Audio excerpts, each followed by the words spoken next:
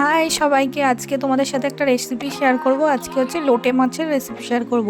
লোটে মাছ তো সবাই অনেক রকমভাবে খাও। আমি হচ্ছে গিয়ে একটু ড্রাই রকম, মানে ড্রাই করে সেটাকে খাই, মানে শুকনো শুকনো হয় আর কি।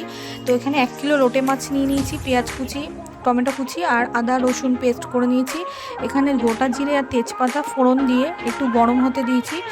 গরম হয়ে গেলেই এর মধ্যে পেঁয়াজ আর টমেটো দিয়ে দেবো। তারপরে একটু নাড়াচাড়া করব, নাড়াচাড়া করে মশলা দেবো।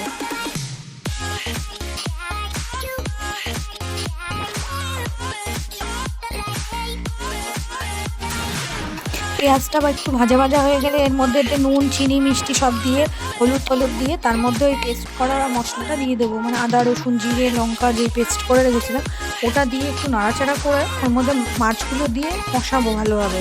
মানে ওটা জলটা যতক্ষণ না শুকাবে ততক্ষণ ধরে ওটাকে নাড়িয়ে যাবো।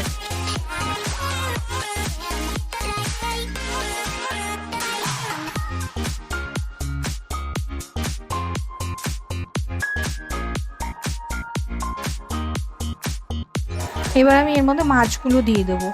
আর মাছ থেকে অনেকটাই জল বেরোয়, এবার জলটা শুকাতে হবে অনেকক্ষণ ধরে নাড়াচাড়া করে।